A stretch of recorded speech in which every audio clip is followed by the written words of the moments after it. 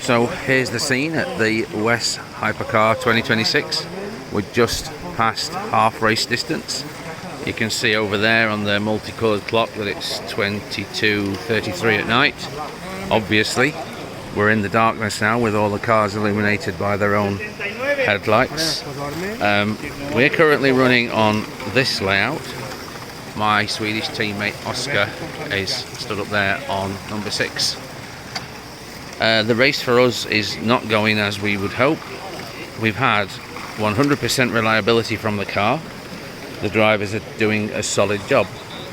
But unfortunately, our car doesn't seem to be capable of running at the required pace.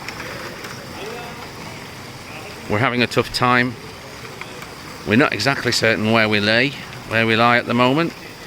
I'm actually picking up our own car. It's got the blue LED in the cockpit going down the back straight there, the main straight. There it is through the timing system, and here it is coming towards us. We're adequately lit. We're not overly lit, but we're distinct enough. We know our own car.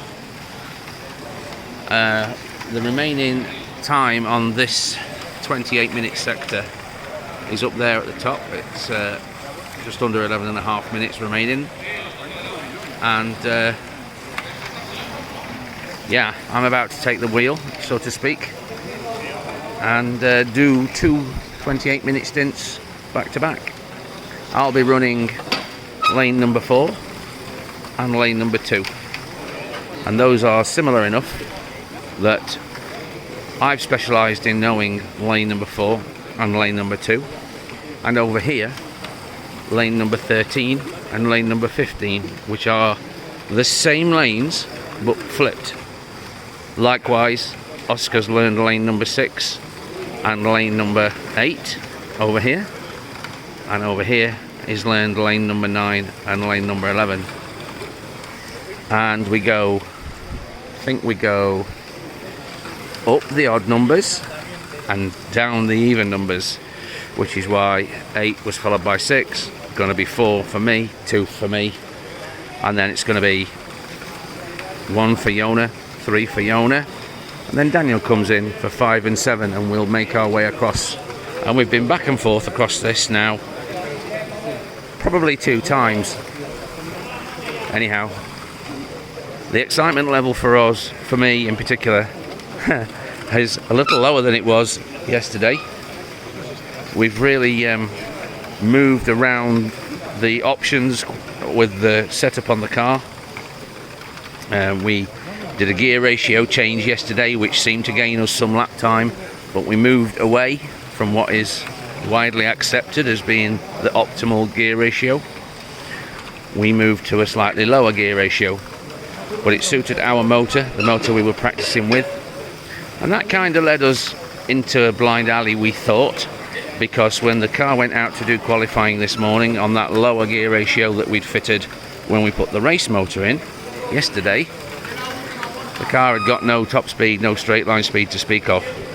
And so as soon as the race started at 20 past 10 this morning, we decided to pit the car very early, change the spur gear, which we can relatively easily do. It's just remove one wheel, remove a spacer, remove the gear, change it for a different one, tighten up the grub screws, refit the spacer and the rear wheel, and we were back out on the new taller gear ratio. And the feeling that we get from that taller gear ratio is that the car's got no oomph off the corners, and although it's got reasonably comparable top speed, we struggle for brakes as well. We've got the brakes turned up fully on all of our controllers, but the nature of the layout is it's a very, very flowy layout, so I guess we can live with it. We are doing. But as you can see down there in the back straight, look, the car's just gone round the inside of us. There's barely a car on the track that we can actually hold on to for more than about a lap. And that's true for all of our drivers. And the net result of all of that is that we are just dropping back from the field. However, we've got solid drivers and we are preserving the car as we usually do in these endurance races. And we're hopeful that some other teams will have issues with theirs that lead them to have to repair their cars, and that'll help us get a few extra positions off the bottom of the field. There we are. Now, a bit of a ramble from WES 2026 HyperCar, and I'll probably be back in touch when this race is over. Thank you for joining me. Hit the like button and the subscribe button. Bye bye.